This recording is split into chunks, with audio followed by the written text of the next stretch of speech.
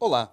Começa agora o programa MP com Você, uma parceria entre o Ministério Público do Estado do Espírito Santo e a Assembleia Legislativa. O MP com Você quer aproximar o trabalho que é feito pelos procuradores e promotores de justiça da sociedade capixaba, além de esclarecer dúvidas da população e mostrar, na prática, como é o trabalho do Ministério Público Estadual.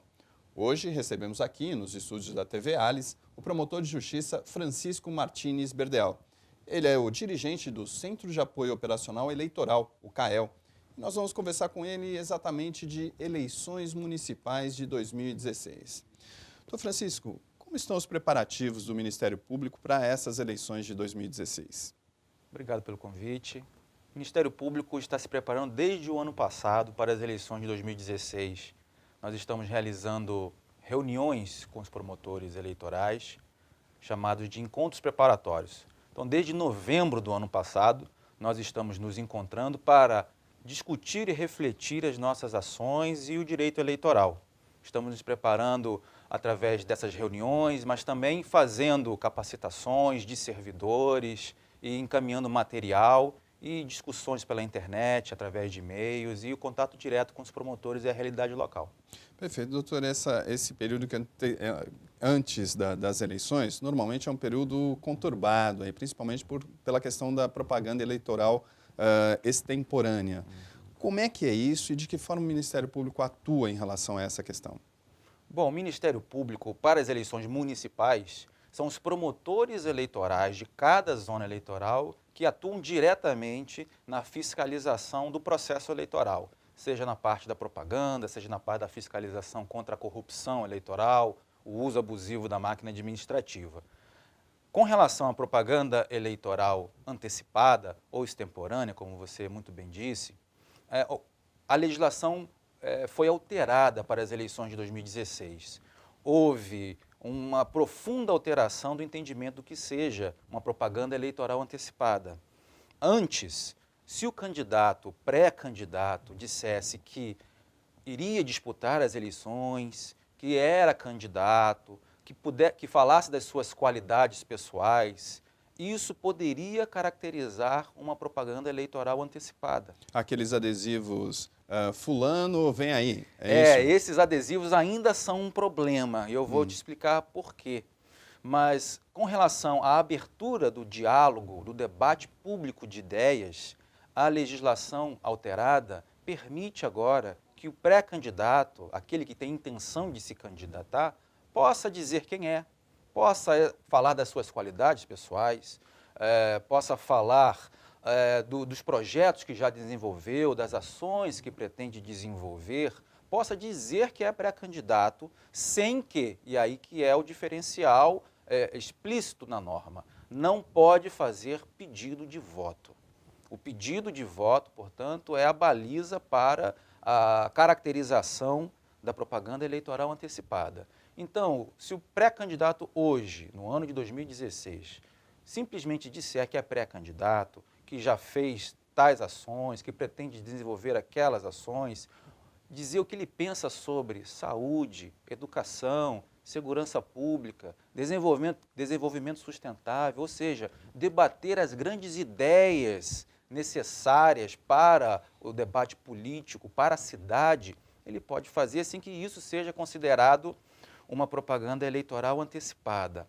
Agora, o que ele não pode fazer, a título de um ato de pré-campanha, ele não pode investir em publicidade para fazer isso. Ou seja, esses adesivos, fulano vem aí, renove com fulano, fulano 2016, esse tipo de investimento publicitário, na ótica do Ministério Público, configura sim uma burla ao sistema, uma vez que a linha que separa a campanha eleitoral da pré-campanha é o dia 16 de agosto.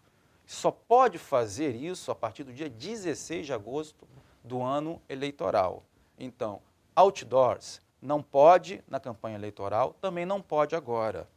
O que é o chamado aí efeito outdoor? O outdoor ele é uma publicidade de grande impacto visual e alto custo financeiro. Então, desde 2006, proibiu-se a utilização do outdoor. porque percebeu-se que havia ali um problema com relação à igualdade de oportunidades entre os candidatos, que são os valores fundamentais das eleições. A democracia e na disputa eleitoral, os candidatos devem ter igualdade de oportunidades. Então, há diversos mecanismos na legislação eleitoral que tenta manter o equilíbrio entre as candidaturas. A força do dinheiro influencia na capacidade eleitoral, no bônus eleitoral de um candidato. A influência, então, do poder econômico tem que ser afastada do processo eleitoral. E o outdoor é justamente isso. É uma propaganda cara, que não atende a todos os candidatos, ou seja, o bom outdoor é aquele que aparece mais e, portanto, foi banida desde 2016. Para contornar essa, vamos dizer assim, essa proibição que foi estabelecida a partir de 2016, a legislação, primeiro o TSE, através de decisões jurisprudenciais, e que depois foram incorporadas à legislação, ficou estabelecido o seguinte: considera-se outdoor todo artefato publicitário que tenha mais de 4 metros quadrados. Então, de 4 metros quadrados para cima é considerado um outdoor. E é vedada. Isso é um crime. E isso é um ilícito eleitoral. É uma propaganda eleitoral ilícita que não configura crime, mas configura, sim, uma afronta à legislação. Essa propaganda eleitoral ilícita, ela gera uma multa. Muito bem. Então, para burlar ou contornar essa proibição do outdoor, da proibição do outdoor, os candidatos passaram a colocar uma propaganda dentro dos limites legais, uma ao lado da outra. Exato. Para criar uma sinergia entre essas imagens e, a partir dali, a propaganda considerada individualizada estava dentro dos parâmetros aceitos, ou seja, abaixo de 2 metros quadrados. Mas o conjunto da obra ultrapassava essa margem. Então, justamente esse é o efeito outdoor, que a legislação hoje está muito clara e o TSE é pacífico nesse ponto de proibir, porque é o famoso jeitinho brasileiro para contornar uma regra que beneficia, na verdade, a todas as pessoas e dá igualdade de oportunidade a todos os candidatos. Doutor, e quais são as principais ocorrências aí que o Ministério Público detecta antes das eleições? Especialmente no período anterior ao período eleitoral, a questão básica é realmente a propaganda eleitoral antecipada. Então, para as eleições de 2016, nós estamos trabalhando com capacitações, entrega de modelos, pesquisas, para municiar os promotores eleitorais a ficarem com um olhar mais atento, um olhar mais específico com relação à propaganda eleitoral, seja ela publicidade na rua, seja ela na internet, qualquer meio de propaganda que, vamos dizer assim, desborde dos limites legais, ultrapasse os limites que a lei estabeleceu, nós estamos colocando para os promotores eleitorais entrarem com as ações. Uma outra situação interessante que vale a pena mencionar nesse período pré-campanha é com relação às condutas vedadas aos administradores públicos. Ou seja, com a emenda da reeleição,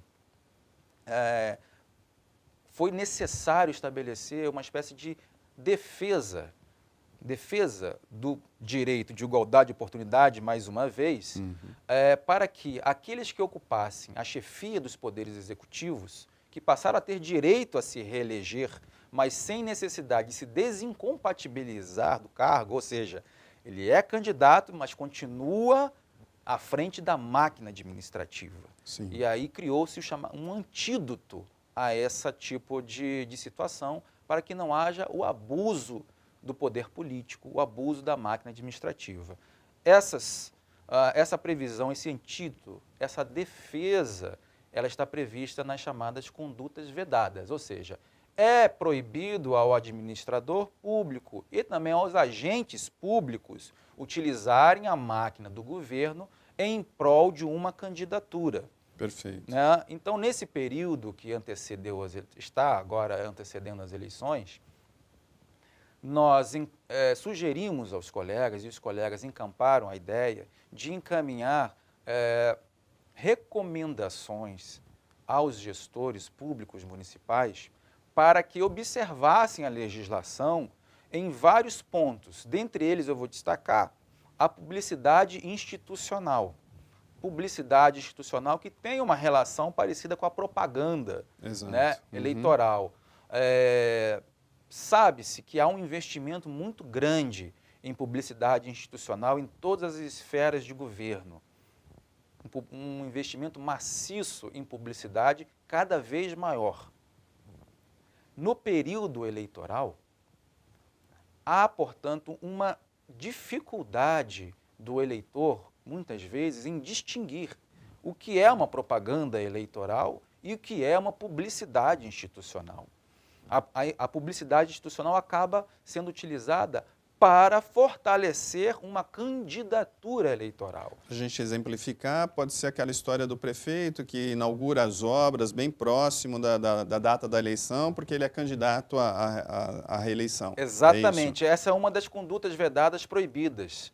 Ou seja, está expresso lá na legislação, na Lei 9.504, que a partir de um determinado período, 3 meses que antecedem as eleições, os candidatos, sejam eles ao Poder Executivo, sejam eles ao Poder Legislativo, sequer podem comparecer a inaugurações de obras. Perfeito. Ou seja, porque, historicamente, havia um abuso, havia uma personalização dessas obras que são públicas, realizadas com dinheiro público arrecadado através dos tributos, e aí o gestor dizia que era ele que tinha feito aquela obra, ele que tinha realizado aquele serviço, personalizando, portanto, um bem público em prol de uma candidatura. Então, essa é uma conduta vedada. Se o cidadão flagrar uma situação como essa, de que forma ele pode contribuir com o Ministério Público?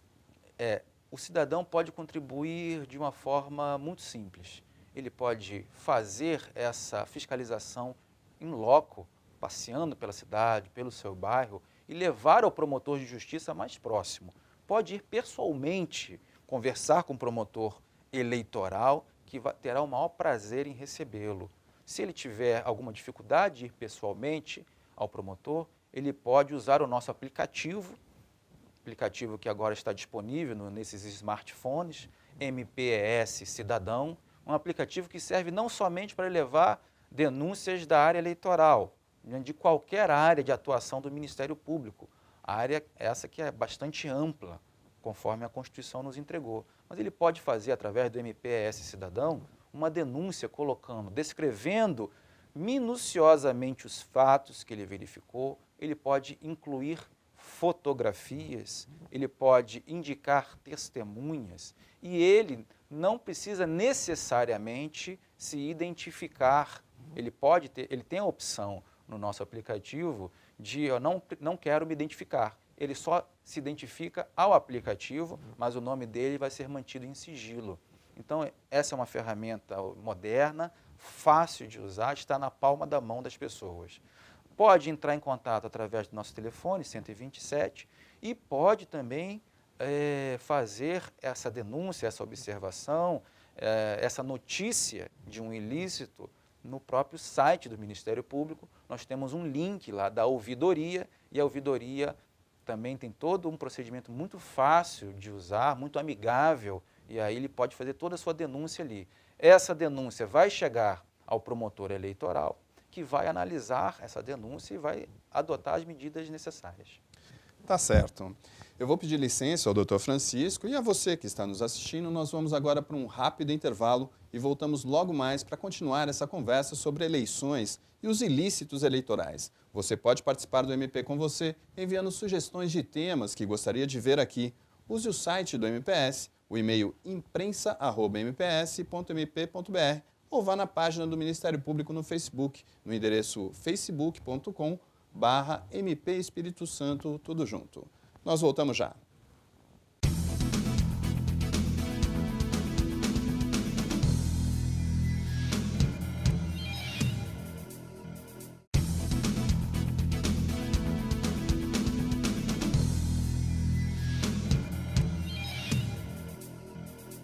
Estamos de volta com o MP com você, uma parceria do Ministério Público do Estado do Espírito Santo com a Assembleia Legislativa.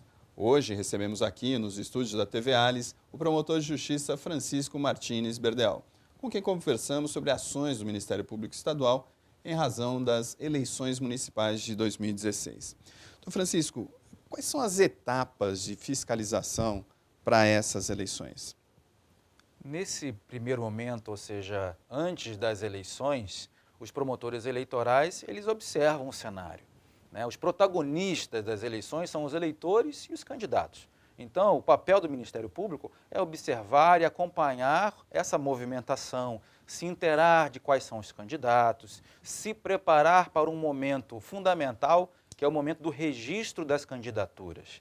O momento do registro das candidaturas é o momento em que os candidatos apresentarão os seus pedidos de registro para poderem fazer suas campanhas eleitorais, e é nesse momento que o Ministério Público identifica os candidatos ficha suja. Perfeito. Como é que se distingue aí um de outro? Exatamente. Os candidatos que não podem concorrer às eleições, eles devem preencher, na verdade, os candidatos devem preencher requisitos para concorrer às eleições. A palavra candidato vem da palavra cândido, ou seja, imaculado, branco, alvo, aquela pessoa que não ostenta manchas no seu currículo. Então, a palavra candidato já identifica a necessidade de escolher as melhores pessoas para assumir o comando da cidade. Então, o Ministério Público fará um cruzamento de informações sobre a vida passada dos candidatos para ver se eles têm condição de concorrer às eleições.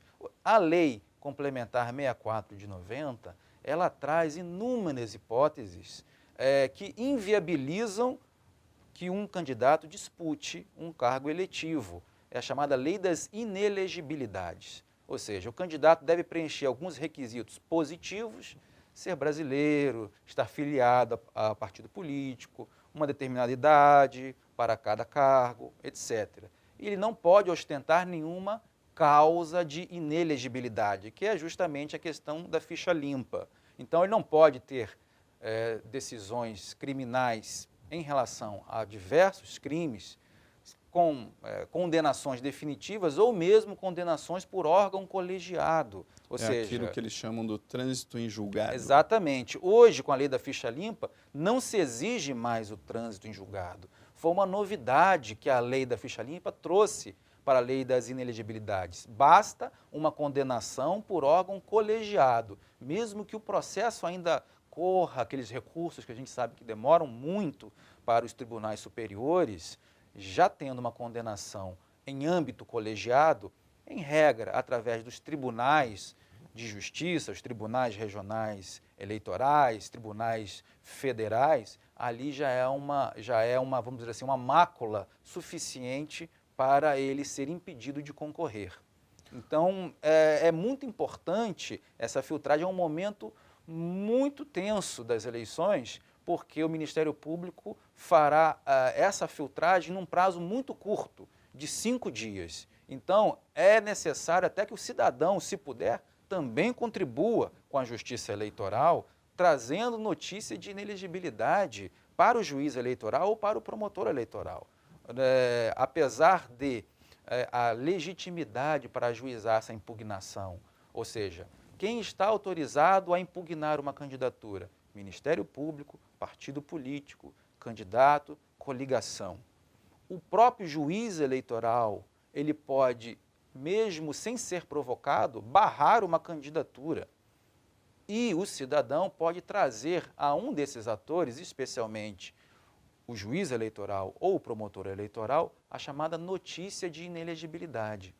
Doutor, existe também o inverso, quer dizer, os candidatos têm procurado o Ministério Público tem feito algum trabalho junto a esses possíveis candidatos? Sem dúvida, o Ministério Público, para as eleições de 2016, tem focado nesse momento numa atuação preventiva e até mesmo pedagógica, no sentido de sensibilizar partidos, candidatos, para a necessidade de observância das regras do jogo.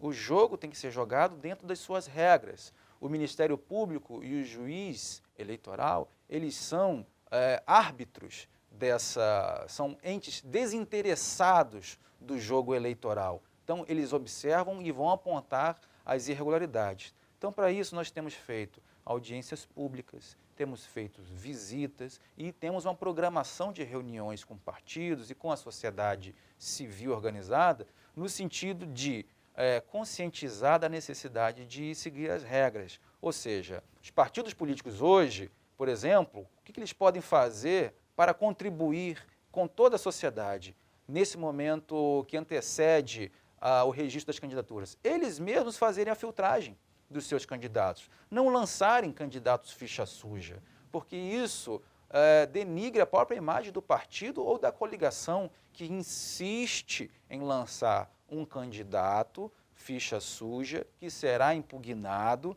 e que pode vir, inclusive, a anular todos os votos que recebeu, prejudicar a coligação e o partido. Então, a sociedade hoje está atenta a esses projetos pessoais e quer realmente lutar para que as regras do jogo sejam observadas. E, doutor, e quais são as parcerias que o Ministério Público tem feito exatamente para combater esse tipo de ilícito eleitoral, esses crimes eleitorais? No âmbito das eleições, é um sistema bem complexo. Você envolve indústria gráfica, envolve Polícia Federal, Polícia Civil, Polícia Militar. O Ministério Público Eleitoral, por sua vez, ele é composto dos promotores de justiça, que são os promotores eleitorais, e do Ministério Público Federal, que é o Procurador Regional Eleitoral, que exerce a chefia no âmbito estadual. Ou seja, são muitas relações complexas e nós estamos tendo uma cooperação bastante interessante com todas essas entidades, todos esses órgãos, no sentido de dialogar, anteciparmos os problemas possíveis e historicamente que ocorrem. Nós estamos orientando aos colegas que converse com o delegado local, converse com o chefe do cartório eleitoral local, converse e faça reuniões com o juiz eleitoral. Esse trabalho cooperativo entre todos os envolvidos na fiscalização e na atuação eleitoral, certamente ele vai ter um efeito muito positivo para as nossas eleições. O senhor citou aí a indústria gráfica, né, as gráficas. A legislação ela mudou em relação a esse tipo de trabalho. O que mudou exatamente, doutor? Houve realmente um impacto muito grande para as indústrias gráficas, porque ocorreu uma espécie assim, de opção por eleições mais baratas. Essa é a diretriz. Eleições mais baratas, elas tendem a preservar a igualdade de oportunidades, em tese. E aí, as eleições estavam extremamente caras em razão da publicidade. E uma parte dessa publicidade era a publicidade gráfica. Hoje, por exemplo, não pode, e está proibido expressamente pela legislação, a utilização de placas, estandartes, bonecos, faixas, cavaletes, tudo isso está proibido para as eleições de 2016. A propaganda ela pode simplesmente ser realizada através de bandeiras, através de papel ou adesivo. Santinho O santinho tem que ser de papel ou adesivo. A propaganda numa residência tem que ser de papel ou adesivo. A propaganda no veículo não pode ser plotagem do veículo. Está proibida a plotagem do veículo, que na verdade volta àquele tema do outdoor. Ele tem um efeito outdoor. A plotagem de um veículo acabava tendo o efeito outdoor. Está proibida. Então houve realmente a tentativa de uma propaganda ambientalmente saudável, sustentável, no sentido de diminuir a poluição desses resíduos sólidos, dos cartazes, de muita sujeira. Uma outra coisa muito importante que é importante ressaltar, que eu gostaria de deixar aqui dito, que é o seguinte, que é o derrame de santinhos na frente das sessões eleitorais. A tal da boca de urna. A boca de urna é uma das características da boca de urna. O que é a boca de urna? A boca de urna é a propaganda eleitoral no dia das eleições. A propaganda eleitoral no dia das eleições, ela é crime eleitoral. Olha só a diferença. Até o dia, a véspera das eleições, uma propaganda fora dos padrões, uma propaganda irregular, gera apenas uma multa. A propaganda realizada no dia das eleições, ela é considerada tão grave que ela é considerada crime. E aí é o chamado, popularmente, crime de boca de urna. E uma lenda que eu gostaria de desmistificar agora é de que pode fazer propaganda eleitoral no dia das eleições, mas desde que longe da sessão eleitoral. Isso não é verdade, isso é mentira, isso é uma lenda, e quem fizer propaganda eleitoral no dia das eleições, a que distância estiver da sessão eleitoral, estará cometendo um crime eleitoral. Então, se o seu vizinho, aquele seu candidato amigo, fala que, olha, não, aqui de longe você pode fazer propaganda eleitoral no dia das eleições, o senhor e a senhora está cometendo um crime eleitoral e pode vir a sofrer uma sanção penal e também pagar uma multa bastante alta que ultrapassa aí os R$ 15.000. Então, é um valor realmente que não vale a pena, é um risco que não vale a pena correr. Tá certo, doutor. Infelizmente, nosso tempo está acabando. Eu gostaria que o senhor deixasse uma mensagem para o cidadão capixaba aí às vésperas da eleição. Olha, a mensagem que eu posso passar para as pessoas é que a sociedade está vendo todo o resultado da corrupção eleitoral. A corrupção eleitoral, ela caminha junto com a corrupção e a criminalidade política. Não há distinção. Então, se o cidadão ele é contra todo esse estado de coisas, de corrupção na política, nas administrações públicas, o cidadão ele não pode ser cúmplice da corrupção eleitoral. A corrupção eleitoral ela não é um mal menor. Então, o voto é inegociável. O voto é a alma da democracia. Ao vender a alma da democracia, o cidadão entrega para uma pessoa mal intencionada toda a chave do cofre, e essa chave do cofre, ela falta para bons hospitais, falta para boas escolas, falta para administrações decentes e falta para uma maior eficiência do Estado. Então, o recado que eu gostaria de deixar é que as pessoas votem limpo, votem consciente, escolham bem, façam suas reflexões com calma, com consciência e escolham o melhor candidato ou candidata. Não escolham aquele que vai entregar um bem material para ela. Esse não é o melhor candidato. O melhor candidato é aquele que vai fazer um bem para toda a sociedade. Tá certo. Nós encerramos aqui esta edição do programa MP com você, uma parceria do Ministério Público do Estado do Espírito Santo com a Assembleia Legislativa, por meio da TV Alis. O nosso entrevistado de hoje foi o promotor de justiça Francisco Martins Berdeal. Obrigado, doutor Francisco, pela presença aqui nos estúdios da TV Alis. Eu que agradeço o convite.